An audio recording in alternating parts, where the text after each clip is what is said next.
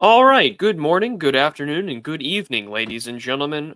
I hope that you are all having a very good Friday, a good Friday indeed for our Catholic and Protestant friends. I know Easter is right around the corner for you guys. Uh, Remember when I used to do international relations? Well, we're back. Um, Today we are going to be discussing in a part one of two discussion because this is as I was reading through it, I realized that this was going to be a much more meta discussion than anything else. But today we are going to be discussing John J. Mearsheimer's and Sebastian Rosato's 2023 book, How States Think: The Rationality of Foreign Policy. Unlike other Mearsheimer texts that we have covered, as well as lectures and discussions on this channel, we are looking at a text that reminds me far more of his early work, The Tragedy of Great Power Politics, in that we are looking at a more theoretical approach of understanding why state actors act the way that they do. And it is far more interdisciplinarian um, to the oh, you all you see is a large black square. That's unfortunate. Um, Here, how about this? We'll just transition to that. I should have my there we go. My camera should be on with respects to OBS and the virtual camera. But because you don't see this, that's not good. Let me try something real quick. Let me fix that. There we go. See if that works. But anyways, we're gonna continue on. The plan for today is to discuss two texts in general. One, of course, the main book that. Godly. Okay, well that's fine. We'll just stick to this. That's really unfortunate. The OBS virtual camera is not wanting to cooperate with me. It's the void as per usual. Well, I appreciate you guys telling me that. That's really upsetting. No worries. We'll just stick with this. That's all right, I'm not going to get bothered by it. All right, so today we're going to be talking about a variety of things. One, we're going to talk about the main thrust of this text. Two, we're going to be talking about sort of the criticisms about rational actor and rational choice theory inside international relations. The two books that we're going to be primarily discussing, of course, are the one that I have up here on screen, which is How States Think. And then we're also going to be talking about the text known as or where's the correct title? So I have it in front of me. This is going to be the text from Charles L. Glazer, The Rational Theory of International Politics, The Logic of Competition and Cooperation, published by Princeton University Press in 2010. You guys can, I will upload that in the description. If you want to read Mearsheimer and Rosato's text, I already have a mega upload link. That's the tiny URL link that is in the show's description if you are listening on YouTube. I would highly recommend, if you're interested in some quantitative as well as qualitative understanding of rationality and decision making, we can go from there and begin. But I think that it's important for us to start out with the discussion of rationality, or what is rational choice theory as we understand it.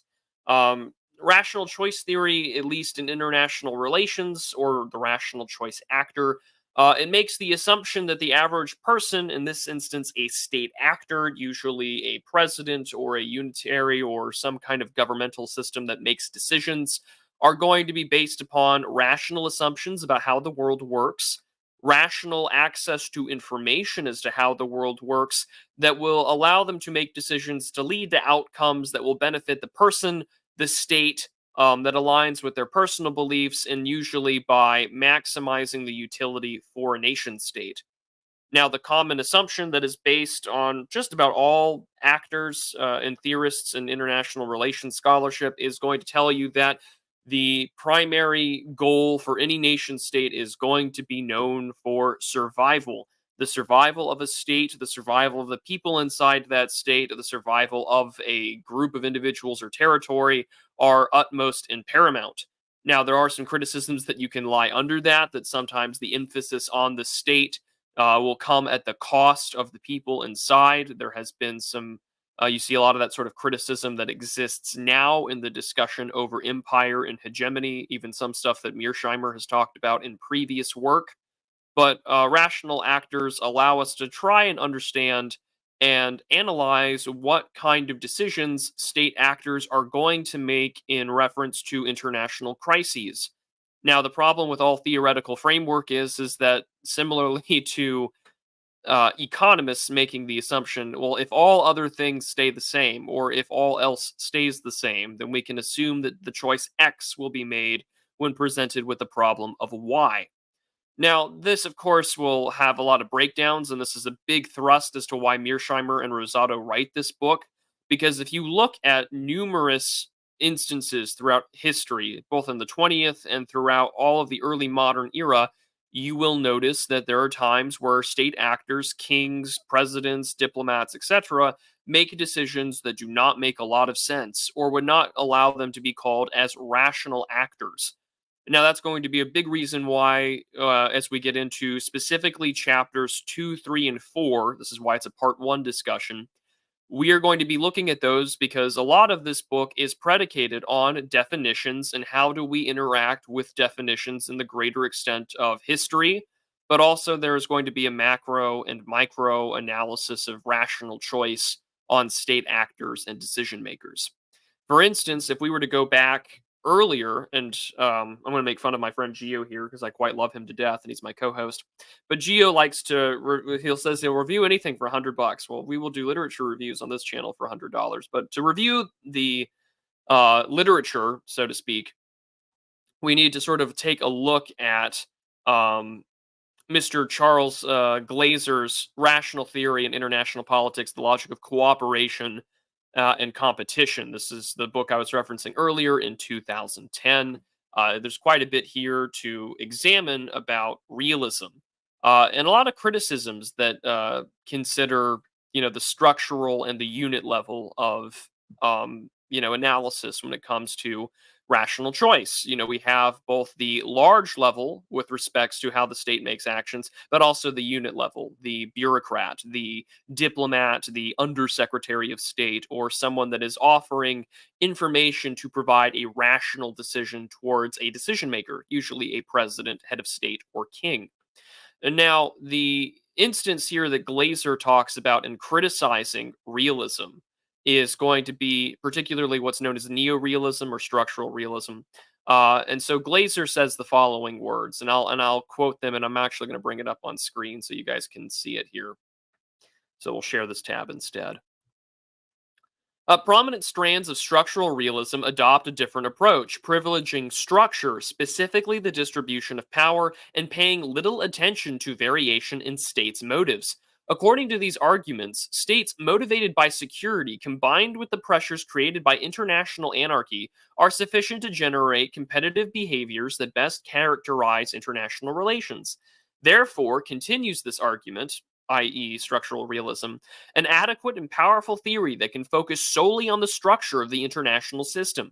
To demonstrate this conclusion, however, we first need a theory that allows states' types to vary and then have to show that this variation should not result in variation in their strategy choices.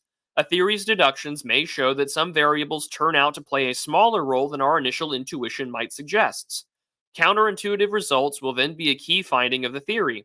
Achieving this type of result, however, is quite different from leaving out variables that are integral elements of theoretical perspective, in which case the relative insignificance of the excluded variables is essentially assumed.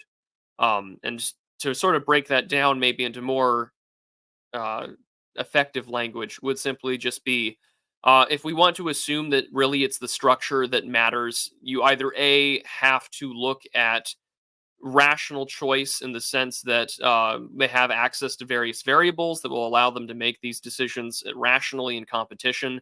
But secondly, also rational choice would have to incorporate counterintuitive results that go against perhaps our initial thought for why things are important. So, for instance, if state survival is the most important thing in international anarchy, as is prescribed by the idea of realism, then one must assume that sometimes counterintuitive actions are seen as illogical or irrational. However, this is why I think a big part of the reason is why Mearsheimer and Rosato wrote this book. There are a lot of criticisms that are levied against a lot of structural realists, specifically on the grounds of, well, even if it's structurally an anarchic system, we can't always assume that actors will be operating under rational guidance, and that Rosato and Mearsheimer try their best to answer that question. And then, secondly, this is also coming from the social constructivist school of international relations. Anarchy is what a state makes of it. So we have to incorporate the deliberation and the understanding of how nation states and decision makers will understand the world around them based upon their social constructs and their precepts of the world around them. For instance, there was probably a very good propaganda argument to make during Tucker's interview with Russian President Vladimir Putin with respects to spending a large time on Russian history. Now, for me, looking at it from maybe a social constructivist standpoint, what I'm also seeing is the decision maker of a nation state, i.e., the president of Russia, indicating to the audience and also the interviewer, Tucker Carlson, the social constructs that have given him to justify his decisions as the head of state for, the special military operation, the war in Ukraine, and by a larger extension, this ongoing clash of civilization between Russia and the greater Western world, headed by the United States and the European continent. That's a whole other discussion, but social constructivism does have its place in IR, and I think that it's actually worth discussing. Now, if you were to read, for instance, the discussion on Mearsheimer's text, and I think we'll get into this proper now. If you were to read, for instance, the preface of the book, which we will actually read a little bit of, you will notice that this is primarily a book motivated by what has been happening now for the last 3 years, the ongoing war in, well, the last 2 years, because it happened in 22. So the last 2 years with the war in Ukraine. And I think that this book itself is a little different than other texts that he's written. So, for instance, The Tragedy of Great Power Politics is definitely more foundational theoretical work, I think, whereas books like The Israel Lobby, The Great Delusion, and Why Leaders Lie are far more predicated on contemporary politics of the day, whereas How States Think and The Tragedy are far more theoretically oriented. So this one is far more academic. It's not going to be as fun of a text, but don't worry, we're going to make it as fun as humanly possible. So we're going to read the preface, and then we're going to get into the chapters respectively. And if you have any questions, I will try my best to answer chat in between my readings, but I highly recommend that you just send a super chat via Entropy. YouTube takes you get less of a cut, so nothing for it's going to benefit me more, and you don't have to deal with Google. So have your questions there ready, and I will answer them throughout the discussion today. So we're going to share this tab instead. We're finally back to How States Think, the Rationality of Foreign Policy. So let's begin. It is widely believed in the West that Russian President Vladimir Putin's decision to invade Ukraine was not a rational act. On the eve of the invasion, British Prime Minister, or at least then Prime Minister, Boris Johnson suggested that perhaps the United States and its allies had not done enough to deter an irrational actor, and we have to accept at the moment that Vladimir Putin is possibly thinking illogically, and he doesn't see the disaster ahead. American Senator Mitt Romney made a similar point after the war started, noting that by invading Ukraine, Mr. Putin has already proved himself that he is capable of illogical and self-defeating decisions. This assumption underlying both statements is that rational leaders start wars only if they are likely to win.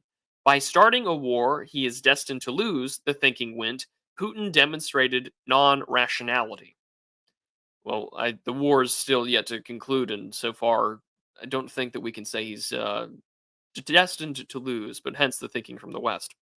Other critics argue that Putin was non rational because he violated a fundamental international norm. In this view, the only morally acceptable reason for going to war is self defense, but the invasion of Ukraine was a war of conquest. Russian expert Nina Khrushcheva asserts that his unprovoked assault, Mr. Putin joins a long line of irrational tyrants. And she goes on to argue that he seems to have succumbed to his ego driven obsession with restoring Russia's status as a great power with its clearly defined sphere of influence. Bess Levin of Vanity Fair describes Russia's president as a power hungry megalomaniac who harbors imperial ambitions, and so that he decided to attack a neighboring country. Former British ambassador to Moscow, Tony Brenton, argues that Putin's assault on Ukrainian sovereignty and almost clinical obsession with bringing the country to heel reveals that he is an unbalanced autocrat and not the, quote, rational actor he once was. These claims rest on the common understandings of rationality that are intuitively plausible but ultimately flawed. Contrary to what people think, we cannot equate rationality with success and non rationality with failure. Rationality is not about outcomes. Rational actors often fail to achieve their goals not because of foolish thinking, but because of factors they can neither anticipate nor control. There is also a powerful tendency to equate rationality with morality, since both qualities are thought to be features of enlightened thinking. But that too is a mistake. Rational policy accepted standards of conduct and may even be murderously unjust. So, what is rationality in international politics? Surprisingly, the scholarly literature does not provide a good definition. For us, rationality is all about making sense of the world, that is, figuring out how it works and why, in order to decide how to achieve certain goals. It has both an individual and collective dimension. Rational policymakers are theory driven, they are homo theoreticus. Oh, there you go. I think that's a better term for theory cell, if you ask me. They have credible theories, logical explanations based on realistic assumptions and supported by substantial evidence about the workings of the international system, and they employ these to understand their situation and determine how best to navigate it. Rational states aggregate the views of key policymakers through a deliberative process, one marked by a robust, uninhibited debate. Well, that really doesn't happen a lot, but you can see that this is a theoretical assumption. In sum, rational decisions in international politics rest on credible theories about how the world works and emerge from a deliberative decision making process. All of this means that Russia's decision to invade Ukraine was rational. So you're going to probably think by reading this preface here that this is actually going against what I made the claim of earlier, that this is about chasing the trends. Not so much. What this text does do is it spends the first 4 chapters analyzing definitions, the literature, and what does it mean to be rational on a macro and micro level, as well as what does that deliberative process look like? What is a credible theory, which we will take a look at. And from there, it starts breaking down numerous cases of rational and irrational actions throughout foreign policy and diplomatic history, and then break them down to make the claim that actually even the irrational cases that are prescribed or normally accepted are actually rational based upon the definitions and the theses that Rosato and Mearsheimer are going to put out. And we're going to look at that today to some extent, but we're going to heavily focus on instead definitions.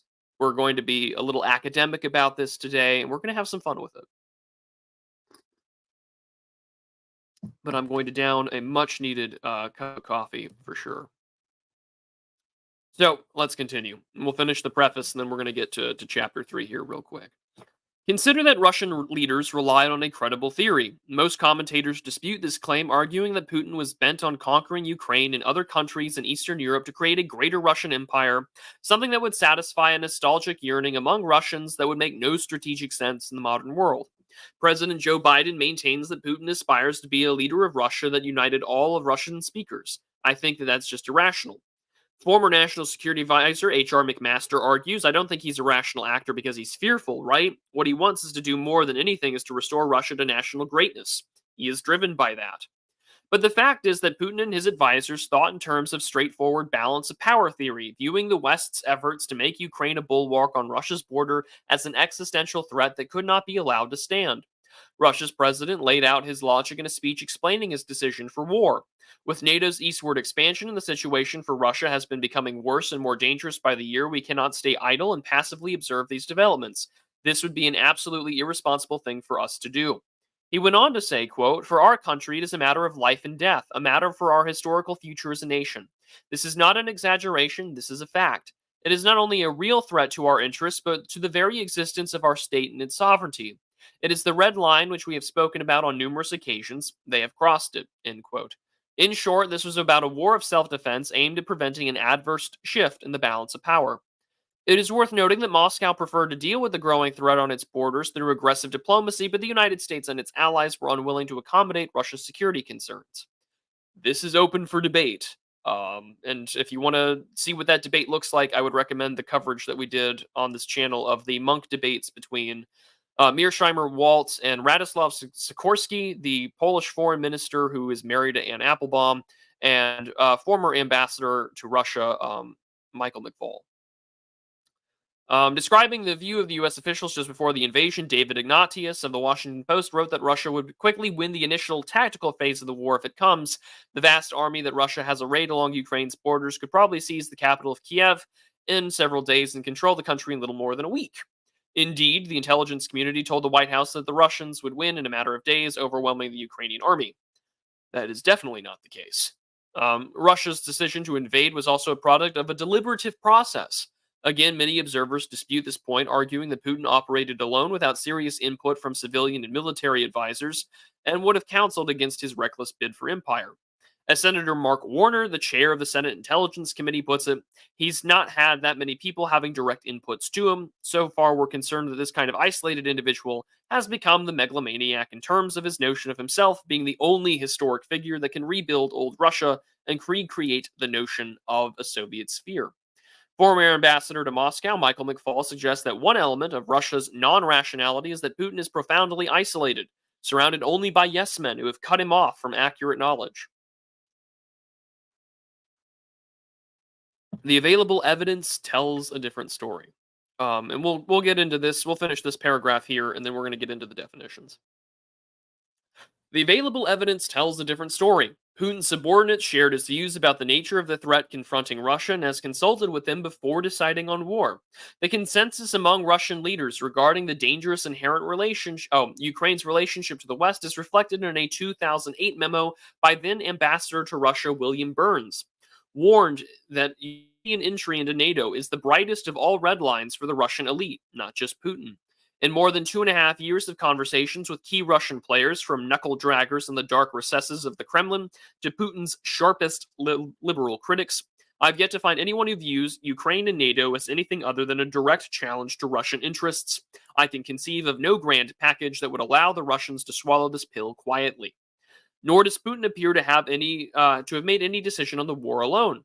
When asked whether the Russian president consulted with his key advisors, Foreign Minister Sergei Lavrov replied, "Every country has a decision-making mechanism. In that case, the mechanism existing in the Russian Federation was fully employed." All this to say that the Russian decision to invade Ukraine most likely emerged from a deliberative process. So now we're going to get into the health. I'm going to quickly get down over to that. The things that about this text that we're really going to look into is about why states do what they do, but also specifically how does rational choice come into clash with realism itself. If we are focusing explicitly on an international system that is predicated on anarchy and that the only objective for a state is to be surviving, and the definition for survival will vary depending on which scholars you talk to. Waltz and Mearsheimer will give you one that is more predicated on the territory exists, the government is relatively sovereign and is taking actions to preserve its own survival in terms of defense, military aggressiveness and assertiveness, trade and diplomacy, or by pursuing hegemony. If a state can pursue hegemony, this is when you see that's sort of the predicated thesis of Mearsheimer's book on the tragedy of great power politics, that nations naturally seek hegemony in order to survive. Others that can't do that, this is where you get sort of the Kenneth Waltz and sort of the Stephen Wald idea of defensive realism, that sometimes that's just not possible due to nations of population, landlocked countries, etc. And so you pursue more diplomatic and economic means to preserve self-preservation. You could look at, say, Switzerland in the modern day. You could look at, the European Union as an example of defensive realism. Although that is subject to debate as well. One could look at Emmanuel Macron and take a look at that. But what we are now going to do is get to the discussion about the rational actor assumption. That is the often foregone conclusion about nation states and their decision-making processes is that what is rationality? What is the rational actor? What is the assumption that we all take into account in there?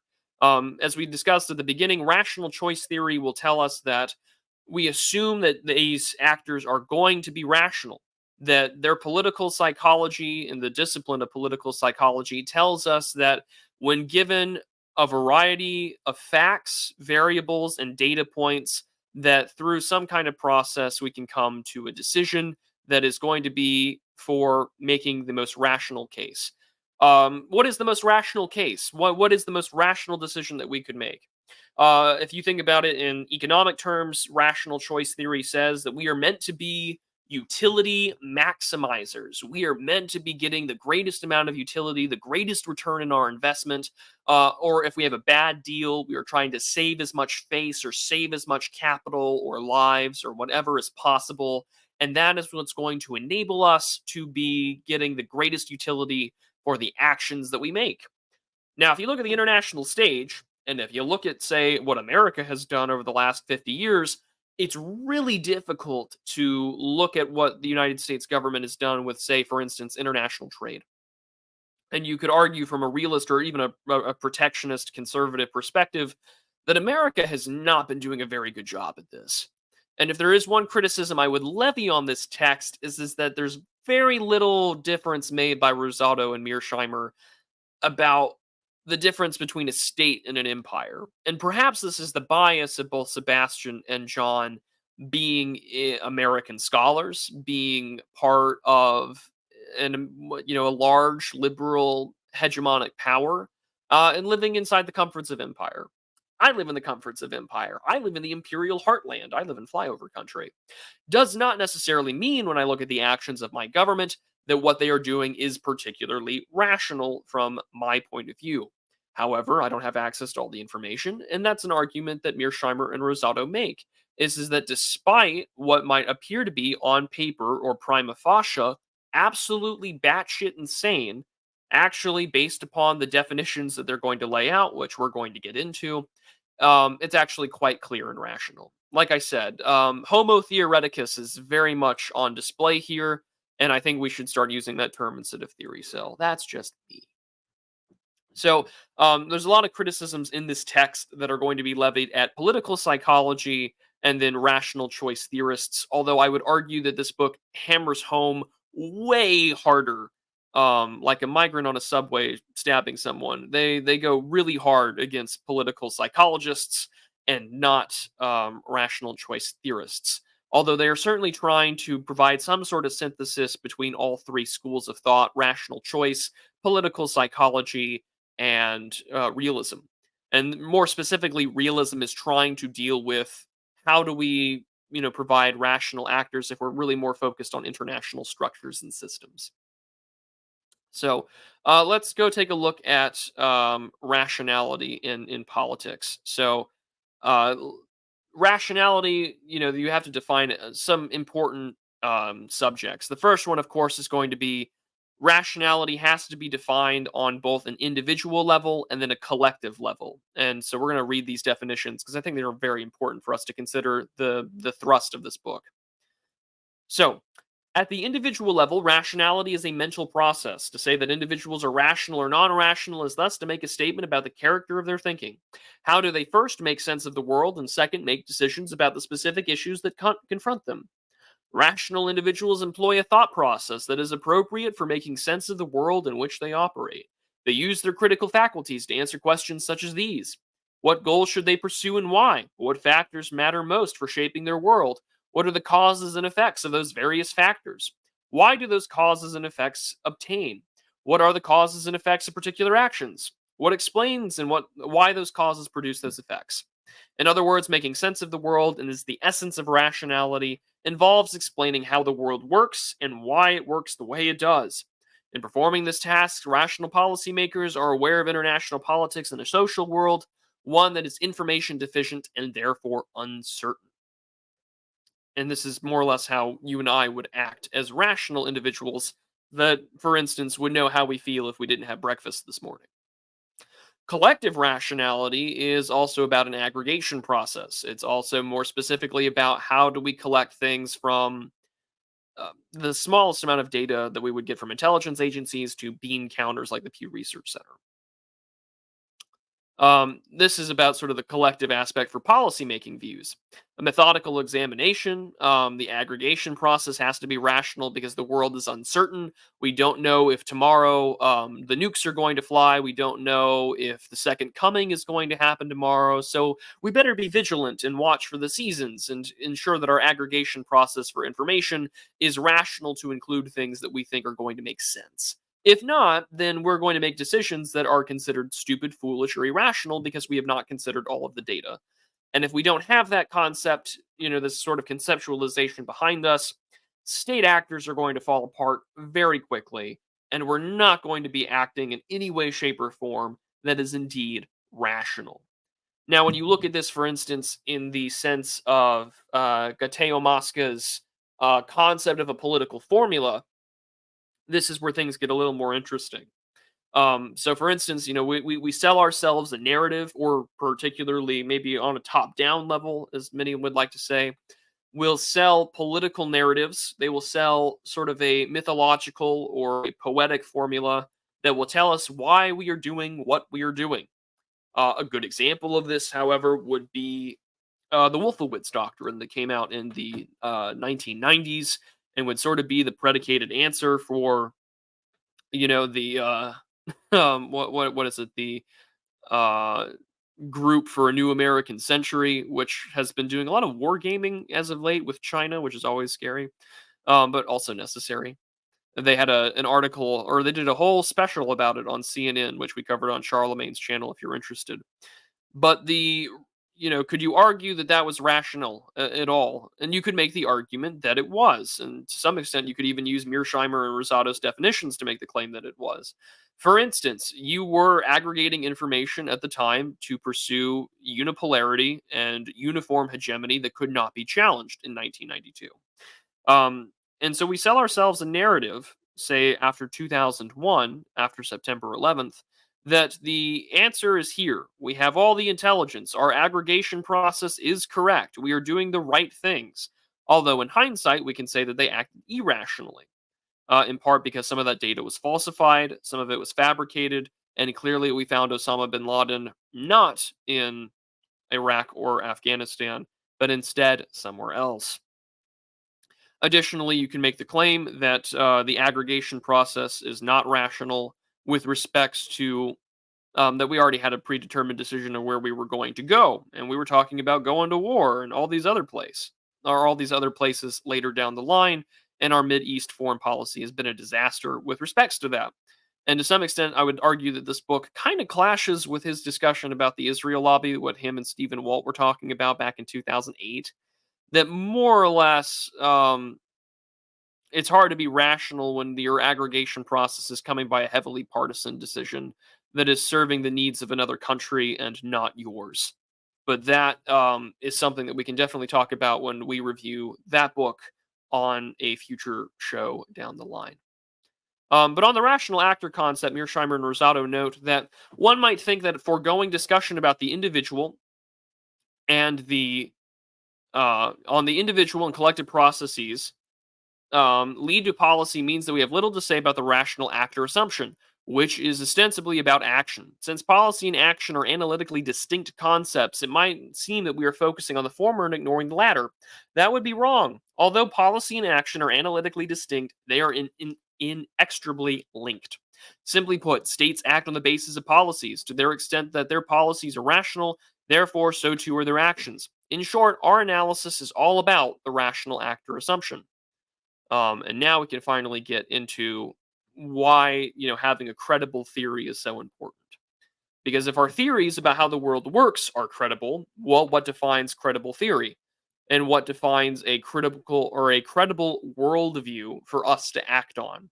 Now, if you have read anything by Dawkins or Pinker, you're going to see a lot of this here. And in fact, Pinker is cited on more than one occasion throughout this text, which kind of had to make me chuckle, but it does illustrate what kind of world we're looking at here when this book is explicitly basing itself on rationality, deliberating decisions, what actually makes sense for people to do the things that they do, and we can go from there.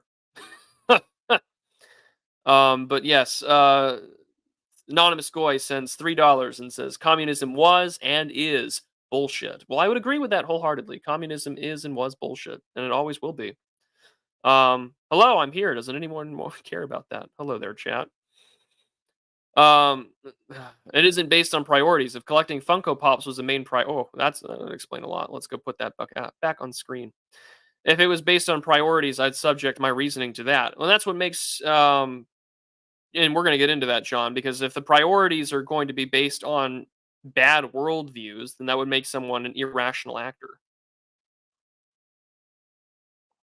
Uh, and I'm going to turn off my phone here real quick before it keeps buzzing. His mic is back, but his camera is now dead. Everything is not going great on my end. But that's a small price to pay. But I wish I had known about how I was doing my screen before we were doing anything else. But no worries, we're going to get back to the text here. So here we go. As noted, we define a state as rational if its strategy is based on a credible theory and the result is the result of a deliberative process. This is more or less the main thrust right here for what makes a state rational. As long as it's got those two key things, is it the strategy is based on a credible theory and is the result of deliberative process. And Mearsheimer and Rosato are going to look at 14 different cases, 10 of them being with rational actors, 4 of them with irrational actors, and argue that all 4 or all 14 were actually rational to the case. This is a really interdisciplinary argumentation. This text is really more for people who are into international relations autism like myself. And it's sort of an important thing to consider with that respect. And in fact, the book is dedicated to international relation theorists everywhere. So this is definitely not a book for maybe you and I, but I think it's important to look at because this is where the literature is going with respects to why do nations act the way that they do.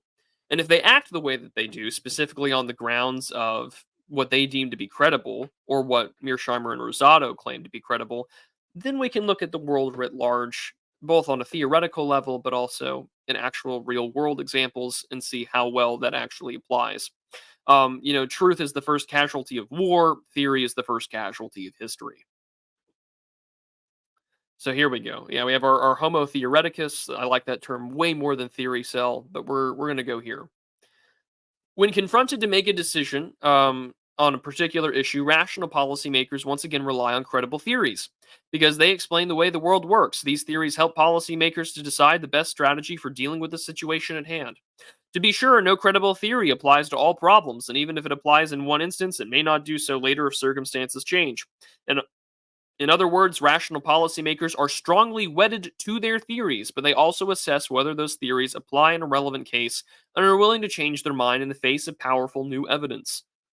I feel like this is sort of really important just as a general observation for how we how we interact online as well. Are we willing to change our minds in the face of powerful new evidence? Are we willing to change our minds in the face of maybe our theories don't line up to everything? Russell Kirk is a dirty communist, but at the end of the day, Russell Kirk also is right about ideology ruling over everything. I don't think that there's one ideology that we have man-made that will explain it all, but I think that political realism certainly helps in our understanding of a lot of these things. So here we go. A state is non-rational if its aggregation process yields the chosen policy is non-deliberative. That is, some members of the decision-making group engage in silencing, coercion, suppression, lying, or withholding of information. Gee, where have I seen that before? Particularly most of the Trump administration. This is true even if the final policy turns out to be based on a credible theory. And of course, a state is non-rational if its chosen strategy rests on a non-credible theory or no theory regardless of the nature of the aggregation process. Our definition of strategic rationality: states are rational if their policies are based on credible theories and result from a deliberative decision-making process, captures the essential meaning of that concept. I'm hoping that everyone is beginning to realize that maybe this doesn't always apply in reality, and that Mike, John, and Rosato have noted they too themselves are Homo theoreticus. That we are looking at a very abstracted worldview for how nation states act. For instance, we know very clearly with the United States government right now, with its policy towards Israel and towards Gaza and Palestine, that there is a lot of coercion, silencing, suppression, and withholding of information. Particularly when we look at, for instance, the Secretary of State, Antony Blinken, who has made himself very clear about why he's in, his visits to Israel. That he goes not really as the Secretary of State, but he himself has stated he is there as one, a member of sort of the Jewish diaspora, and two, as sort of the descendant of survivors of the Holocaust, and not as the Secretary of State. One might say that that is, of course, moving away from a policy that is based on rationality and more so of a Weltanschauung based on more ethnic interests. Secondly, Mr. Blinken has been dealing with a lot of dissent inside from staffers, junior staffers, interns, and others who hold a more progressive worldview that is not predicated on the idea that the Israeli state is something different than that of any sort of white supremacist colonial, sort of state that resembles fascism or something that you would see them criticize the United States for being in that respect, which makes the whole discourse behind policy towards Israel 10 times more complicated than it should be. Additionally, you can take a look at our time with the Trump administration, where you had people deliberately lying to the president of the United States about troop positions in Syria. What should we be doing towards Iraq and Afghanistan? And is this going to be executed along lines with information? Now, that means that you could argue Trump is an irrational actor. But if the deliberation process for how that information is aggregated is not complete, then a state would be non rational in its actions. And to some extent, it means its head of state is an irrational actor because it doesn't have the best aggregation processes around. One of the things that I noticed throughout reading this book, all 300 pages of it, was that it doesn't have a lot of actual real world implications for how America's foreign policy system actually exists as it does today. A lot of critics, and there's a talk from the Cato Institute about this text where a student of John's is actually criticizing him. And he notes that at the end of the day, they're still unitary actors, even in democracies. The head of state still has to make a decision that may fly in the face of what has been given to him. At the same time, you could also criticize the whole rational irrational dichotomy by the fact that we don't have the world's best aggregators as we once used to, or that we're particularly aggregating information that already fits a worldview. It's not as if President Biden is the one really making decisions, and two, it is not as if we've noticed on those flights with Air Force One where Antony Blinken is like in the background while Biden's talking about foreign policy and he's just like praying to God he doesn't have to, change or offer a corrective statement, which we've already seen, for instance, about airlifting aid and food and supplies. And originally he said to Ukraine. And then, of course, the State Department's spokesperson had to correct that and say it was towards Gaza. So I think that it's important for us to consider the fact that the aggregation process that John and Rosato outline here is not the world's greatest one with respects to how the world actually works. Theories die very quickly in contact with political reality.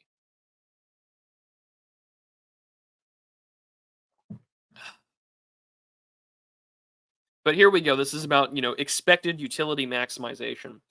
This is the big thing that we expect people to do as rational choice theorists or rational actors, that we should be doing things that maximize our utility. You see this a lot in economics. Most students of international relations treat rationality as synonymous with expected utility maximization, which is basically a data driven enterprise. According to this method, championed by rational choice scholars, rational individuals first identify the set of possible outcomes that can result from their interactions with other actors. They then rank those potential outcomes in order of preference and assign them particular utilities or values. Next, they multiply the utility of each possible outcome by the probability that it will occur, and establish by examining the available data to calculate the expected utility of various actions under consideration. Then they optimize, choosing the action that maximizes their expected utility. This view of rationality is routinely employed by mainstream economics, which is why individuals who maximize or optimize by engaging in these calculations are often referred to as homo economicus. And this is going to be the clash between our theory cell and our rational choice theorists. Homo economicus versus Homo theoreticus. But this is where we go. While they also identify rationality with optimization, they take that to mean rational individuals actually perform expected utility calculations in their heads when deciding what to do. This definition of rationality in international relations is incomplete. It only deals with how individuals make choices, stipulating that rational deciders choose actions that maximize their expected utility. The definition says very little about how these individuals make sense of the world prior to being confronted with a problem that requires a decision. It also says very little about rational aggregation processes look like at a state level. Even on the particular matter of individual choices, the expected utility maximization is a flawed definition of rationality. Rational choice scholars hardly say anything about the mental process of choice. They merely assume the rational individuals act as if they are maximizing their utility, not that they are actually doing so. Because thought processes are at the heart of rationality, this means that rational choice theorists are ultimately saying nothing about rational decision making. Political psychologists who argue that rational policymakers actually think in expected utility terms do not face this problem.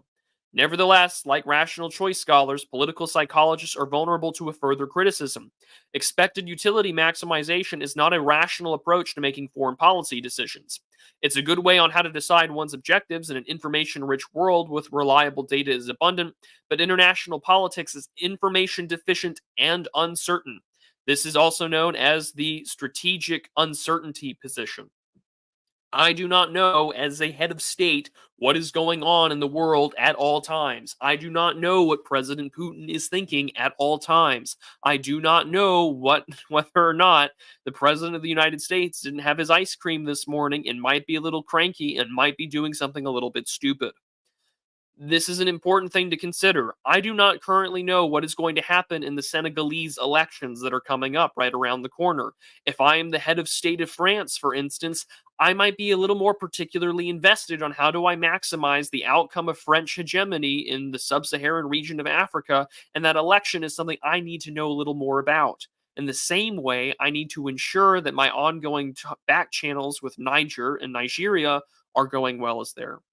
However, because I do not know what they are thinking, what they are doing, where their troops are moving, even if my best spies can tell me X, Y, and Z, I still don't have enough information to make a rational choice. I can't maximize my utility because I do not have all the options in front of me. And this is the crux of rational choice criticism inside international relations. Mearsheimer and Rosato are merely pointing out what I think is the obvious, that because we live in a world of strategic diplomatic uncertainty, leaders lie all the time. And of course, we don't have all available information immediately right in front of me. Uh, and of course, even trying to do so would require hours, if not days, of deliberating on a decision. I'm not always going to be able to make a decision that is considered rational to the rest of the world simply because I do not have all the available data in front of me. Now, all of this sounds like I'm making very obvious statements. Yes, I probably am to some of you. I'm also looking at this book, and I've already read this, and we're going to have a part two, of course. But we're also looking at this from the lens of the interdisciplinary world of international relations. So much of our decision making process is predicated on literature like this. It is predicated on literature about rational choice and about models, or it used to be. I don't know so much anymore these days. But there are a lot of people who are working at think tanks that are trying to testify before Congress and argue before the President of the United States why their positions are the ones that you need to be pursuing. That leads you to have the debates that we've seen in the past, like the monk debates over the ongoing war in Ukraine. Or what do we need to be doing about Israel? Or what's our relationship towards Iran going to look like? All these things that we're seeing right here are actually going to be predicated on how do we assume the world actually works? Am I more theory based or am I more based on the economic, rational choice decisions? Hard thing to do, which is to synthesize those. And Mearsheimer and Rosato are basically telling us, look, it's very hard to do this. You need to have definitions that are going to work. And it's up to us as the readers of these texts to determine whether or not those definitions are actually applicable. So we're going to get to a definition here real quick. I'm going to go scroll to that and I'm going to go check over everything else real quick with you guys. And then we'll just get right to it. So we'll share this tab instead. I'm going to move down to one of these definitions and go from there. So I think that this stuff is important for us to look at just because, again, the world is an uncertain place. We're going to have to deal with strategic and rational uncertainty. And we're going to continue to see that. And the more and more that we have uncertainty in the world, the more likely that you will see strategic actors move in a way that tells us, oh, well, the world as we know it is still unsafe. We don't have enough information. The only thing that we can do is increase security. This usually leads to the increase of what's known as the security dilemma. For those unfamiliar, the security dilemma is the concept that because I don't have enough information in front of me, I must instead move out of the way to increase state security instead. And usually, because I don't have enough information, and perhaps other state actors don't have enough information, again, we live in a world of strategic uncertainty. Other states themselves will begin to increase their own security. And they don't know whether or not this is because it's going to lead to an actual war, but they know that their neighbors are doing it or that their rivals are doing it. So instead, we must also prepare for the same likewise. The security dilemma is also known as the spiral model. So if I don't know something, and I'm going to now tell my generals and I'm going to tell Congress to increase the funding to the United States military by, I don't know, let's throw another 200 billion at the military, right? Other nation states are going to look at that and say, okay, well, we need to obviously increase it based upon where the law that they just passed is going to do so, and how do we fix that issue. If you want a book on the security dilemma, Neil Pearson wrote a book on this, The Security Dilemma, A New Paradigm in International Relations. Also, Ken Booth's The Security Dilemma, Fear, Cooperation, and Trust in World Politics are pretty good books. They're a little bit older, especially the Neil Pearson text that came out in the, oh God, when did that come out? I want to feel like it's much older. Uh, I feel like it came out in the 80s, but it's a short read in the same way that Ken Booth's book on fear, cooperation, and trust in world politics that was published back in 2007. They're still worth reading. I mean, you definitely have to take a look and to consider these texts. Because I mean, I don't think that we're we still have to deal with that world, right? You know, even mainstream journalists are kind of aware of where things are going in that respect. So let's carry on here. Um, Seneca for $3 says, "My professors weren't kidding when they said rational choice theory would haunt me. It haunts everybody. It certainly haunts everybody." But we're going to get back to the text. Basically, just strategic rationality in international politics is about how policymakers and states make sense of their situation and decide the way to move forward in a strategically uncertain world. So now we have to determine basically what does that mean? What does rationality actually mean with respects to the world around us? So we're going to read this little section here, and then we'll continue our discussion with you guys. Thank you both again for your donations. It's very generous of you. But again, we're going to go over this text. So share this tab instead. Alrighty, here we are. Theories are simplified descriptions of reality that explain some facet of how the world works. They are made up of empirical claims, assumptions, and casual logics. Empirical claims in international relations literature stipulate a robust, although not absolute, relationship between an independent and dependent variable. Buckle up, kids. It's Political Science 201. We're talking about research and poli sci. It's independent versus dependent variables. I hope you have your SSPS ready. We're gonna go do some stats. But for example, a balance of threat theory claims that states regularly build up their capabilities against threatening competitors, where the threat is mainly a combination of capabilities and intentions. Democratic peace theory, on the other hand, maintains that democracies rarely fight wars against each other. Assumptions and the casual logics that flow from provide explanations for empirical claims. That is, they describe how dependent variables affect dependent variables. Assumptions and descriptive statements are about decision makers or their environments. Most international relations theories, including balance of threat theory or democratic peace theory, implicitly or explicitly assume that states are the principal actors in world politics, that they aim to survive, that they are rational actors. Moreover, those states are assumed to operate in an anarchic system in which there is no higher authority that sits above them. There is no global sovereign. There is no king of the world that currently rules over us, at least not yet. Um, that has not yet come our way. However, I think it's important to consider a growing test or a growing skepticism or re examination of these actions, that states are the principal actors in world politics. We don't yet truly live in the cyberpunk future where corporations have more power than international entities. Some do, depending on how powerful the corporation is, or more importantly, what state they're operating under. For instance, if we were to look at the Nestle Corporation, you could argue that they have way more power when it comes to the relationship for, say, certain African countries receiving aid.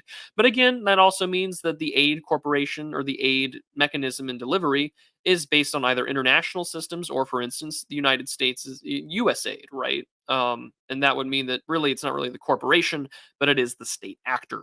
Still, a lot of people are looking at more hybrid models of how this works. How much does a corporation or a state driven actor is going to incorporate the economics behind large businesses and their own foreign policy? When we say state actors, we have to also consider our models for how states operate. And this text itself doesn't actually define what the state apparatuses look like. I think that we have a lot of political models, especially on the right, that give us actually a really good idea of what incorporates a state. A state is what we make of it. A state is certainly what we make of it with respects to the apparatus behind the media, academics, the press, our government actors, our civil servants, its military, and the ideological political formulas that motivate the direction and doctrine of said institutions, specifically the military, specifically the diplomatic corps. And that's very important to consider.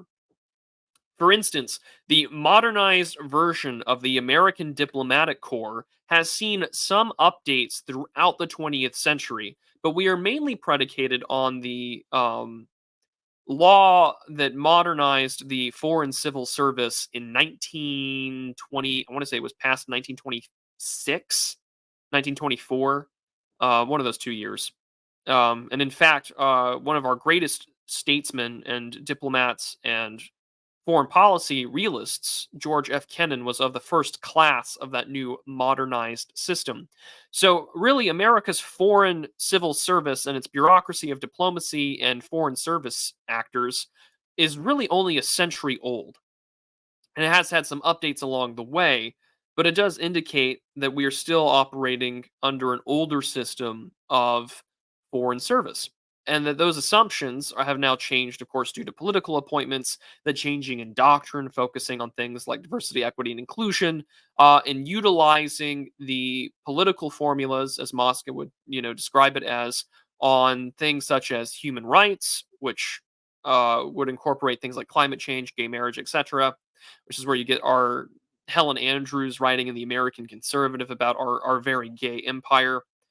And that's where or, I mean, even E. Michael Jones would call it the gay disco. And you see it play out in that respect. Now, that doesn't always mean that that's going to work in collaboration. For instance, we have what's known as feminist foreign policy. Feminist foreign policy will tell you that the idea of achieving international security and relations in an uncertain, anarchic system that is inherently patriarchal would mean that we have to empower women in order to reduce the security dilemma in certain nation states, specifically when it comes to terrorism like that of Boko Haram and other Islamist groups in sub Saharan Africa. There's a lot of literature on this that is now actually being applied, like the manosphere in the right wing in the United States for domestic terrorism. I covered that with Red Hawk in a show last year. That's really interesting if you're wanting to look more into that. But it does tell you that these theories are trying to operate in an anarchic system, that the only high authorities that are in there are sort of the theories that rule over those states, actors, non state actors, terrorist groups, and etc. And I think that that's sort of the changing world of our principal actors in world politics, simply just because we're now existing in a framework in a society that isn't what it used to be. So, I mean, you were to look at Morgenthau's texts about realism, right? Not the one that you're thinking of, the other Morgenthau, not the one of the Morgenthau plan, but Politics Among Nations by Hans Morgenthau and Kenneth W. Thompson. That world still exists. It has drastically changed, and that the people that we send out to other countries, specifically, for instance, in America, are governors. That will give you a different perspective on how things would go with respect to maybe our state actors, like our Secretary of State or our ambassador to China. Um, in the same way that we've used celebrities and former presidents and such that have political clout and sway to do so. Important things to consider on that front. But if you want a good text on, for instance, the security dilemma, this is what it looks like. I'll share this tab instead, real quick, and you guys can have fun with that one. That this is actually a pretty good book. I've got my paperback copy on my bookshelf next to my strategic atlas. Um, and maybe one day, once I'm more settled, I need to get some of my books out of storage, and we can do a book shelf reading or a review of all the books that I've kind of gotten out of here. But as we talk about theory, I think it's very important for us to consider, what do Mearsheimer and Rosato define as non-credible? What does it mean to have a really shitty presumption or theory of how the world actually works? And we can get into this real quick.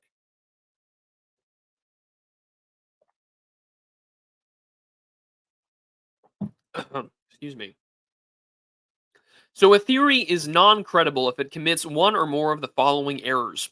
First, it rests on unrealistic assumptions. To be clear, these assumptions need not capture reality perfectly, since they are simplifications of some aspects of international politics, but for a theory to be credible, the assumptions must at least be reasonably accurate.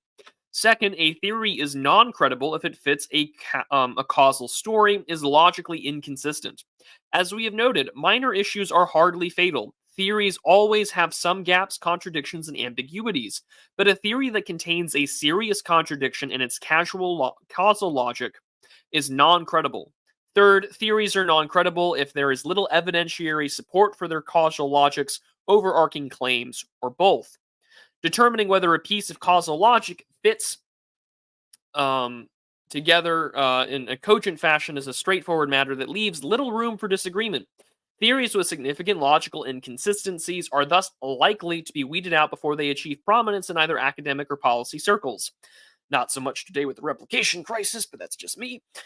Judgments about the empirical truth of a theory's assumptions, causal logics, and overarching claims are a different matter. Given the scanty and unreliable nature of historical evidence, there is substantial room for disagreement on these issues.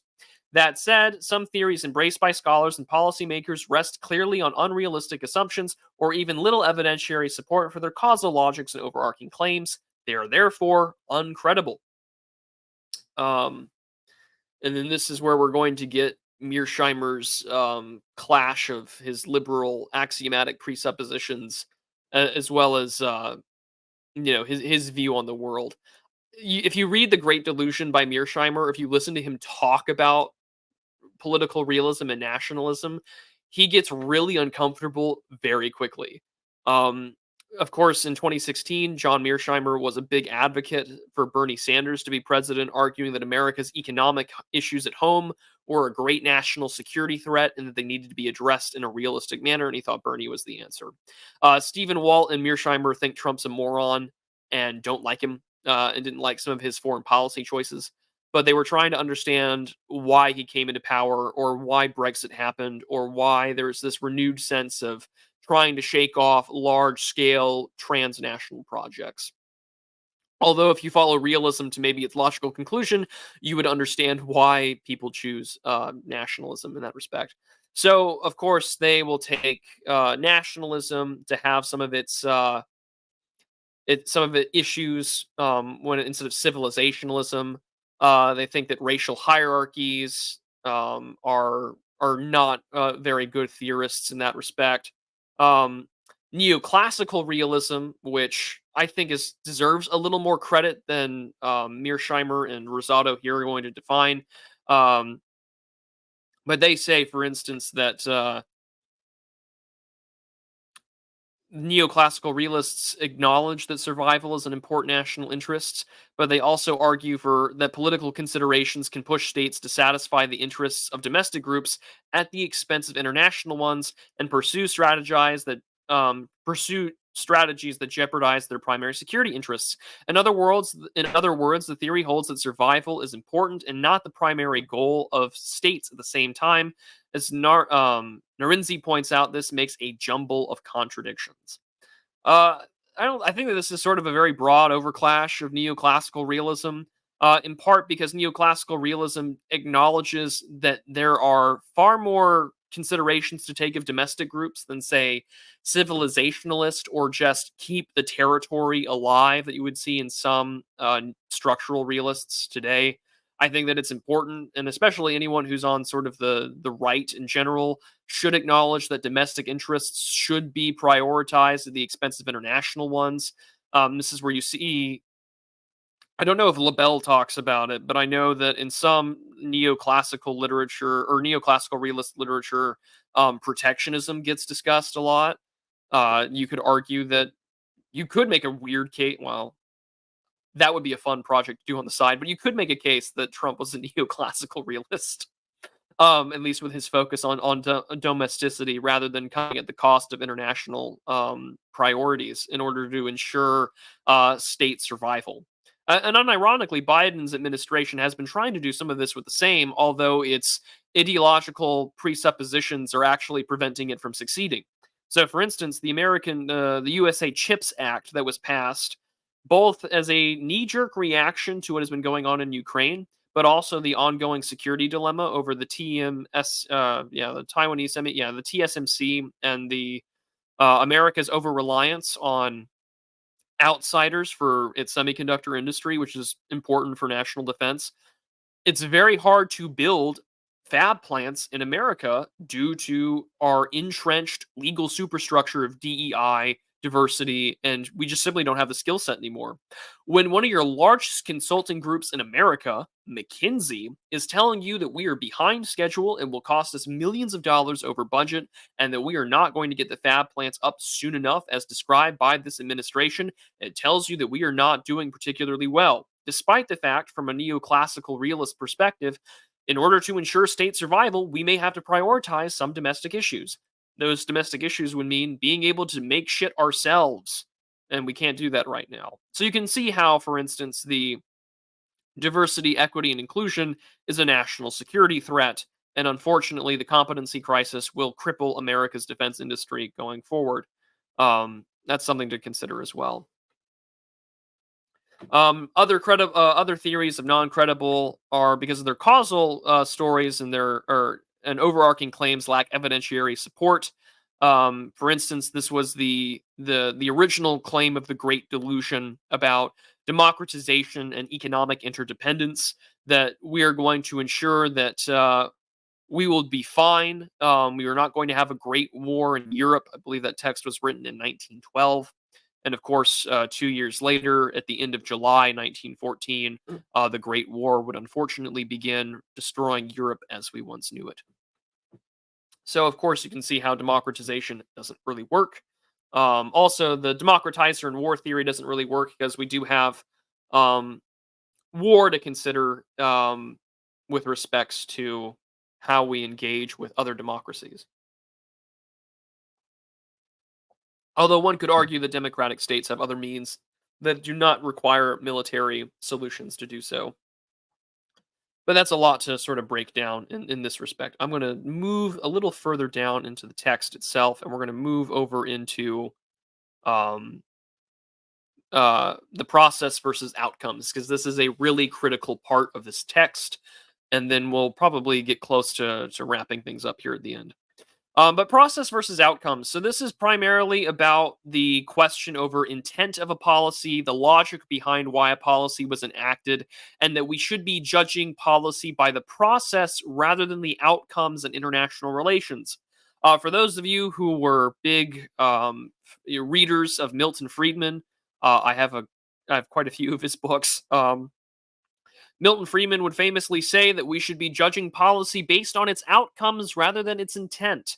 And I'm one to still usually agree with that because clearly I need to be judging things by their effects rather than by the intent or process behind them. However, we should also be judging by the process because if the process is bad, then we can determine whether or not someone was thinking rationally. This is the crux of this entire book right here. Is the process behind decision making rational or not? And if it's irrational, then we now know that it's the process, not the outcomes. And they'll get into this in their case studies. But this is important to consider. So let's go down here. Rationality is about the process rather than the outcomes. Rational actors employ their critical faculties to figure out how to operate in an uncertain world. This does not ensure that their policies come up with meet all are all met with success. Exogenous constraints and unforeseen circumstances may keep them from achieving their objectives, though their policies are based on credible theories that emerge from a deliberative process. Consider, first, that credible theories are imperfect instruments. Given that they simplify a complex reality, they are bound to be wrong some of the time because the significant factors in the event may turn out to be the ones they omitted. This happens when that happens, policies based on those theories will not work as expected. For example, a state that thought in terms of economic interdependence theory, as defined by Norman Angell in his classic book The Great Illusion, would have anticipated a peaceful resolution to the July crisis in 1914, but what happened was World War One. And I mean, I've actually not read The Great Illusion. I've read Dale Copeland's analysis of The Great Illusion. If you want a book on economic interdependence, I've covered that concept in detail in a previous stream on economic interdependence and war. And that's actually Dale Copeland's book that came out about 10 years ago. I think it literally is called Economic Interdependence and War by Dale C. Copeland. And I like Copeland, and he sort of examines that economic interdependence is a vast generalization when it comes to conflict. That you either have liberals that will argue that economic interdependence decreases the likelihood of conflict, whereas a lot of realists will tell you it actually increases the likelihood of a security dilemma from playing out and escalating into war. Um, Dale Copeland's argument, to sort of give you maybe a one sentence explanation, is that you need to look at trade expectations. And if trade expectations are continue to get worse and worse, then maybe the likelihood of conflict or some kind of trade war is inevitable. I.e., what you see with like China and the United States right now. I mean, the Biden administration's carried over most of the policy toward China that was in the Trump administration. So Copeland tells you that, well, really the liberals and the realists are both right, but also both wrong because they're not analyzing trade expectation. And they need to be analyzing how trade expectation works with strategic ambiguity. And that's a really great book. I would really recommend that you guys read that one if you're interested in that sort of stuff. Because Engel took the more liberal approach to um, the idea of war in Europe. There were two economically interdependent. A lot of these monarchies are related to each other via Queen Victoria. I mean, just look at Britain and Tsarist Russia, and unfortunately, it did not play out the way that it did. But even if a theory underpinning a state's decision fits well with the situation at hand, the policy may still fail because decision makers either do not have enough information about the circumstances confronting them or else have bad information. It is difficult to assess relative capabilities before they are employed in combat. Intangible factors such as intentions, preferences, and resolve are even harder to measure. To make matters worse, states have powerful incentives to conceal and misrepresent both their capabilities and their thinking in order to gain advantages over one another. Again, I would recommend that people read Why States Lie. That's a really important text in that respect, and I think it's something to consider. Or Why Leaders Lie, excuse me. That book is a little more focusing on like Trump. At least on the cover, you'll see like an outline of Trump, or someone that looks like him. But I mean, the book itself, I've read excerpts from, and I mean, it just sort of argues that People lie, and you should expect them to lie, especially when talking to rival states. Because again, I need to lie in order to have strategic ambiguity to have an advantage. Unironically, though, when leaders lie, this actually complicates the rational choice theorists a lot. I want to say a year and a half ago, maybe 2 years ago now. It's been a hot minute. We talked about the bargaining model of war in rational choice theory. And in that lecture, we sort of discussed the math that they use to sort of calculate why states do what they do. It's not great math, it's very theory based, but the logic itself also incorporates how much they're lying. Because if we lie very often, we're now going to be very harder to deal with because other nation states just assume that we're lying all the time and are more likely to take aggressive action in order to secure interests. So there's a very fine line that has to be walked about lying, and how much we conceal. In fact, if you remember that monk debate between McFall and Sikorsky and versus Mearsheimer and Walt, Walt's just like, so you're telling me we lie all the time? And McFall's like, yeah, you idiot. Of course we lie. We do it all the time. No one's an honest actor. What do you mean? And it's quite humorous in retrospect, but it is very much the reality of how our foreign policy operates. There's a lot of duplicity, and it's not just the Americans. It's not just perfidious Albion or whatever your predilection may be, politically speaking, but it does apply to just about everybody. We are always concealing information because we need to have the upper hand when negotiating with other nation states. But finally, policies derived from credible theory sometimes fail because the circumstances change in important and unexpected ways. What Niccolo Machiavelli calls fortune, and both Thucydides and Clausewitz call chance. A state could employ an appropriate theory and have good information, yet fail to reach its objective because a rival undergoes an unexpected regime change, i.e., Tsarist Russia falling, or develops a new technology that alters the balance of power. By the same token, exogenous constraints and unforeseen circumstances may help non rational states achieve their objectives despite flaws in their understanding and decision making. All this means that rational states can fail and non rational states can succeed, thus making it impossible to define rationality in terms of outcomes. None of this is to say that rationalities and outcomes are unrelated. Rational policies are more likely to succeed than fail. They rest on credible theories that enable states to make logical, evidence based predictions about where a given policy is likely to lead. Conversely, non rational policies are more likely to fail than succeed because they are based on a poor understanding of the way the world works, a non deliberative decision making process, or both.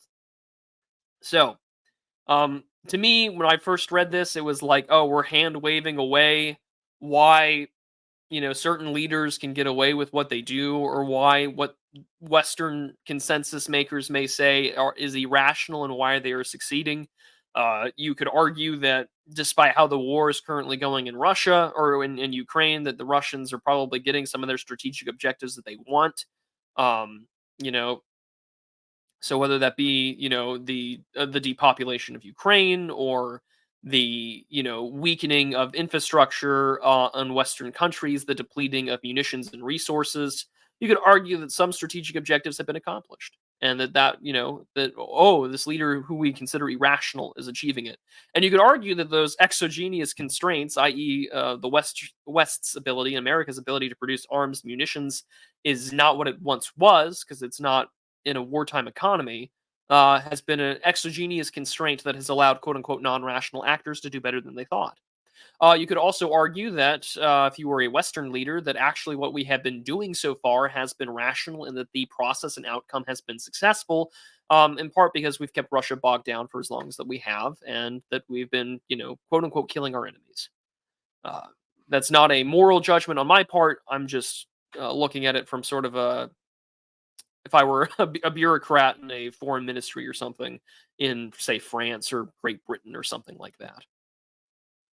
But this is the big part of the book here is that we need to examine the process and we need to ensure that deliberation took place. These are the real big parts of this text that are going to determine what is rationality. And for Mearsheimer and Rosato, the argument is going to be, is the process based on what we've defined as a credible theory, which of course is heavily based on rationalist thinking. A lot of Pinker and a lot of Kenneth Waltz is going to be brought into in the text. And then secondly, does that process include a deliberation wherein we have as much information aggregated as possible? That way, the decision maker, the head of state, the head of a department, the head of a foreign ministry knows exactly what to do, and that this process is robust and uninhibited debate amongst policymakers. And you see it right down here. This two-part process includes robust and uninhibited debate. That does not always mean that it happens. It does not always mean that it happens. We have plenty of time in both American diplomatic history where debate is overruled based on a variety of circumstances, whether that be over the security dilemma with respects to, say, nuclear weapons. This text actually breaks down the rationality behind the Cuban Missile Crisis, which is actually a really good section. I would recommend you guys read. And then additionally, it's going to look at, um, can we have uninhibited argumentation? Is no ideas, no stupid statements, no stupid questions. Although many times the problems inside our decision making process is that we already know what we're going to do despite what was said. And that's a huge problem. We're going to do X, Y, and Z over this policy or that idea, and we're going to move forward with it. Now, that usually means that we're not always going to get this. And that this is, of course, very theory based. It was at least there's some sort of debate happened. Was there a robust decision making policy? How many people has the Secretary of State Blinken had in the room to discuss X, Y, and Z issue?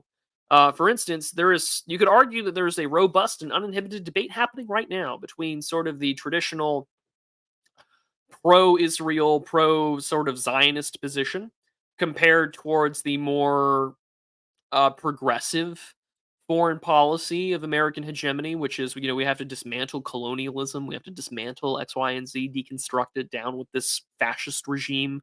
So you're seeing the clash of what Gottfried would call the anti-fascist state versus that of what is currently the what I would call, or what my friend has described as sort of the military industrial complex versus, gay race communism. So you have this clash, and that's what has allowed American foreign policy to be robustly schizophrenic, at least towards the position of Israel. Because on one hand, this is arguably the most Jewish administration in recent memory, or if not in American history. But at the same time, it is also one of the most publicly not towing the line towards Israel. I mean, Obama was, I think, personally more anti-Israel, but I think in his policy he was a little more inclined to toe the line, whereas this administration is way more different. Trying to urge like ceasefires and trying to do things that traditionally previous administrations would have kind of let Israel do whatever it want, carte blanche. And now you have all this, deciding to build a port, the humanitarian aid, things that and numerous studies have shown that a lot of food aid and things like that actually prolong the crises. And in fact, even and I know people don't like him, or some people don't like him, but Luttwak talked about this in like 2002. That I want to say it's 2002. I'd have to look it up specifically, but basically, like American food aid actually prolongs conflicts because in any sort of conflict, a lot of humanitarian aid will always go which extends the conflict. And so instead, aid is not being used in a rational way, despite the humanitarian urge to aid civilians. So, this is the time about rationality and non-rationality. These are the definitions, and they're going to evaluate those definitions in accordance to the literature, because these are all the definitions that are provided here. So the original idea of rational choice always being a expected utility maximization. They argue that these theorists don't really talk about that concept very much because, as they point out, in the process can be totally rational. We can think 100% about what's going to happen, what has been done, what has been said. But that does not mean that the outcome is going to be utility maximizing. We're not going to do something that actually helps us. So we can, have this debate with all these ideological priors. We can talk about how we're going to make decisions, But if the outcome doesn't mean that it's utility maximization, Mearsheimer and Rosato are like, look, according to these bare bones definitions, that most world leaders are actually retarded because they're not doing anything that maximizes utility, at least in a way that could be comfortably measured by traditional values and measurements, which has got its problems, right? And that's something certainly to consider with that respect in regards to American foreign policy, especially. But also you have the as if assumption that you see in a lot of economics, as if all things other stay the same, or if things stay the same, right, then we can expect things to make X decision to benefit themselves for Y problem. And of course, that has a lot of problems. The as if assumption or claiming rational policymakers actually employ the expected utility maximization formula when they expect to do. This is the big problem with a lot of like the bargaining models of war. This is a lot of criticism that exists with respects to rational choice theorists in general, because no one sits down and do those calculations, at least in their head, in the way that you see them in the text, in the literature. Although they certainly do exist, there is a lot of math that actually goes behind our foreign policy.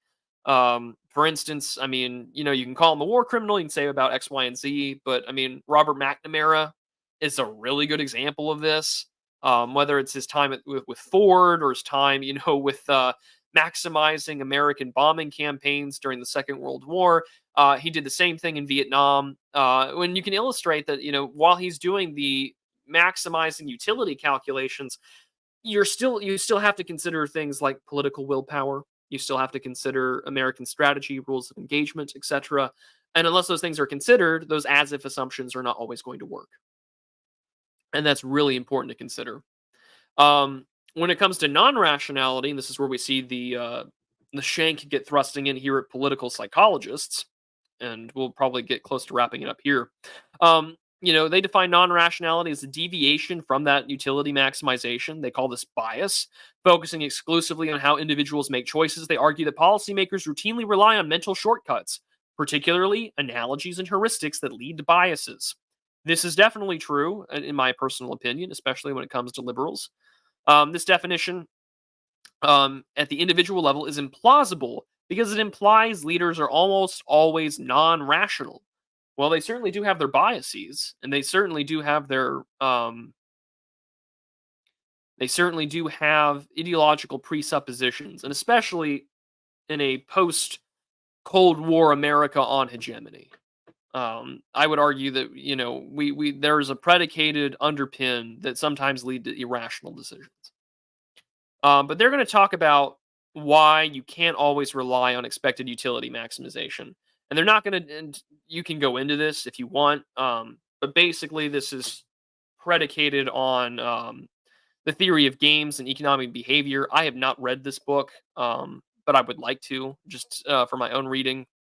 But again, it's important to consider that our theories and understanding of how this is going to be based on how we achieve our aims as well as possible. How on earth are we going to maximize it? But it always leads to rules, stipulations for how things go. The world is not as rules based as we'd like. It's going to be rules are enforced by the force of a gun and who has the money and the capital to do so. And of course, that doesn't mean that we're always going to have expected utility maximization. So, for instance, this is an example that Mearsheimer and Rosato criticize. For example, look at the utility maximization in action. Consider how American decision makers might have used this method to identify a rational policy for dealing with the Soviet Union in early Cold War Europe. The key issue was the nature of the Soviet Union's goals. In this regard, there were two possible states of the world. Moscow was either a status quo power or an expansionist power. This is also the definitions for hegemonic or revisionist states.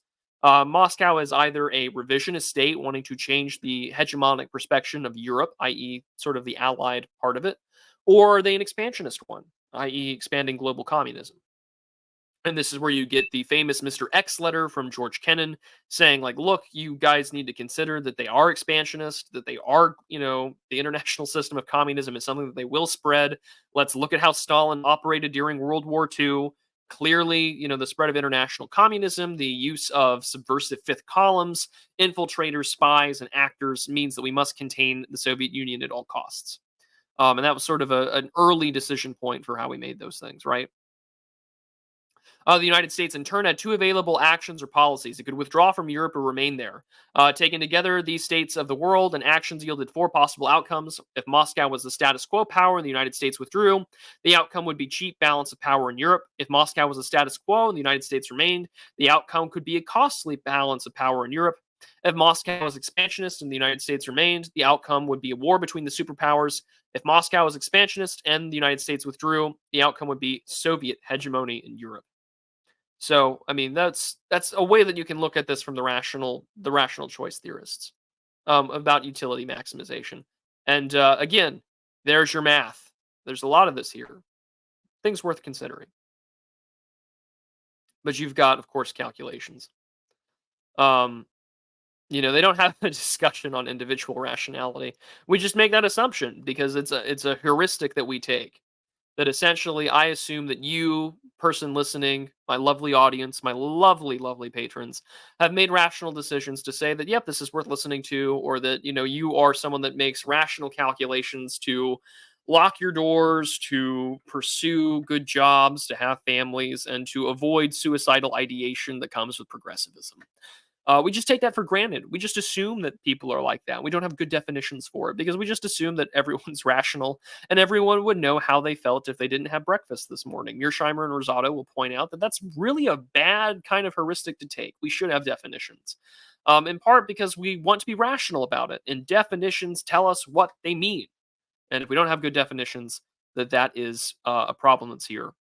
So to sort of wrap up, for part one, what I'm going to suggest to you all is, of course, the text itself is in the description. Highly recommend that you look at that and you give it a read yourself. We're going to continue to look at these definitions, and we're going to look at the case studies that Mearsheimer and Rosato point out in their book in part two. It will probably be either this coming week or the week after. I have some stuff this week or this coming week that I wanted to get out, which includes a new essay and a new video essay, and of course the digital archipelago. But we're going to have a lot more to cover in this book, and I do want to cover more stuff inside the Sahel region in Africa. I'd like to return to Nigeria and Senegal, and of course French foreign policy in the future. So, but for right now, highly recommend that you do read this, especially if you want to understand a lot of the interdisciplinary fights over definitions in literature. But to cap our discussion here, and of course I'll talk to chat for a few minutes because I've got something in about half an hour. I'm going to sit in on a webinar from the Institute of Diplomacy and Peace about what the world might look like after Victoria Nuland's retirement. And so let's cap off here. One, we take a lot of things for granted when it comes to the definitions of rationality, and we look primarily more so on outcomes right now, and that the current literature does not give us good definitions for rationalization, rational actors, or rational states. This also means that we are putting ourselves in a dangerous position because, in terms of the discipline of international relations and how the world works, we might be operating on faulty assumptions because we have not clearly defined things. Two, rationalism must be looked at from the lens of the process, not the outcome.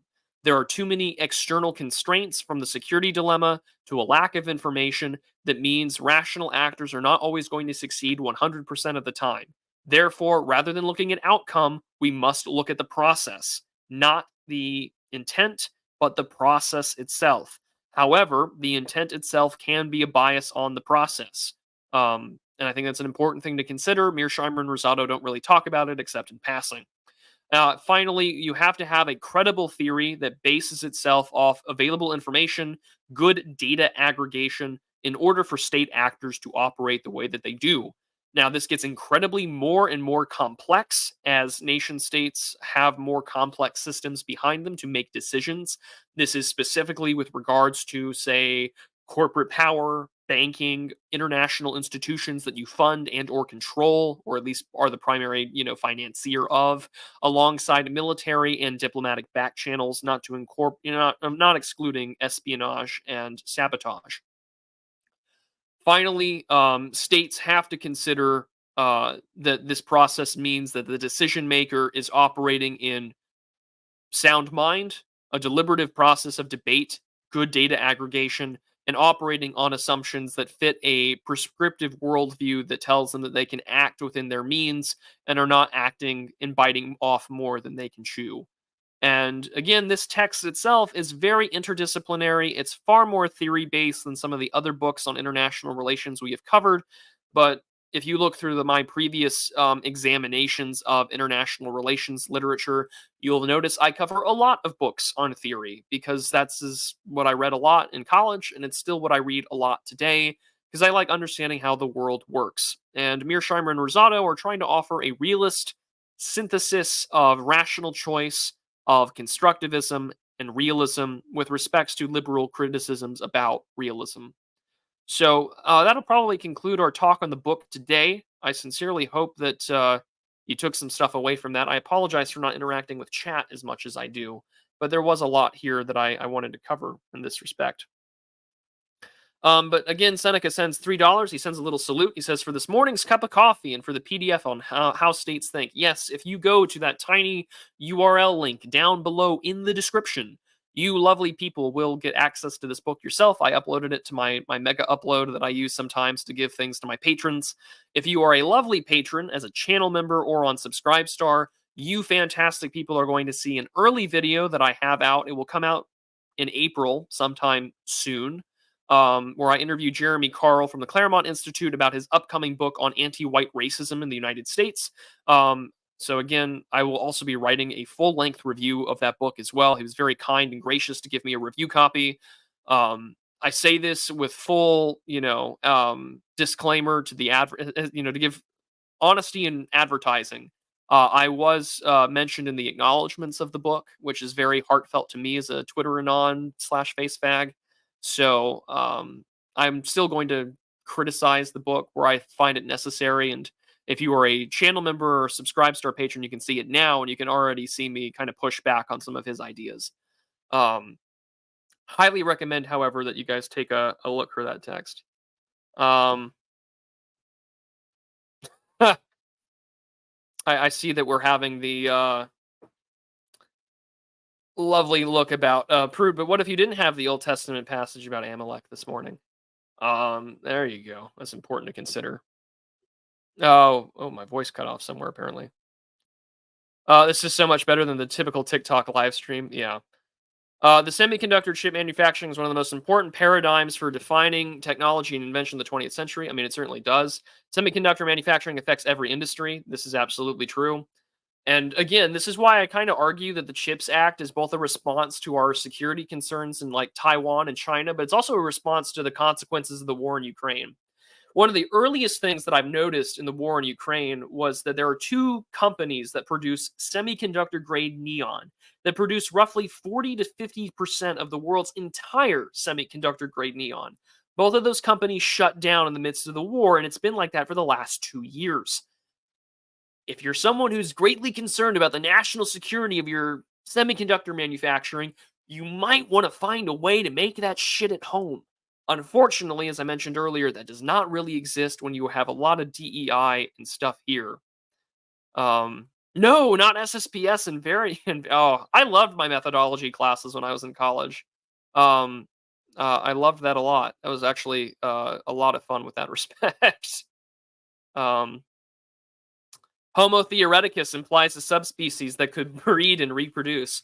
Hey, there are a lot of theory cells I know, a lot of Homo theoreticus individuals that have married and reproduced. There are a lot of Homo theoreticus humans out there. But international relations autism is one of my favorite things to do. Mr. Anxiety Floppa says, I hope to enter semiconductors after uni. Mr. Floppa, I pray that you do. Hey, Frogman, I missed the first part of the show. Can you start over? Well, it'll be available to you as a VOD, so do not worry with that respect.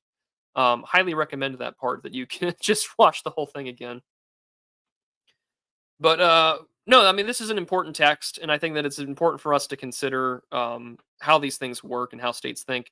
In the next week and a half, we're going to have a part 2 on this book. We're going to cover the case studies. We're going to look at the theories more in terms of its definitions. But I'm also going to have a video or a review on Substack out on this webinar that I'm going to be attending in just a little bit. And that webinar is specifically about, um, uh-oh, let's take a look here. Yeah, take the steps. We'll just skip that way for right now. Um, Yeah, so it'll be with the Institute of Democracy and Peace, and I'll be writing a review of that shortly on what their discussion is going to be over after Victoria Newland. But with that, ladies and gentlemen, I hope that you all have a fantastic rest of your day. For those of you who are having Easter this weekend, may you have a very good Friday. May you remember our Lord's passion and He who is offered and offers for all and serves us all. May you have a very good Easter. May you have a very good weekend. I will be live later this week. Of course, the Digital Archipelago will be back this Thursday. We'll have an article on Substack about deaths of despair and some stuff by Lemkin about cultural genocide. And yeah, stay tuned. Be sure to subscribe to the Substack. It's the little lovely sub heading there for that respect. And yes, Christ is the King of Kings, and every knee shall bow. Have a good Easter to my friends who are on that calendar. Um, and I hope that you all have a great rest of your day and have a fantastic weekend. We will see you all in part two as we cover the rest of this book. And stay tuned for everything else. Take care, God bless, and stay prudent, everyone. I'll see you all next time.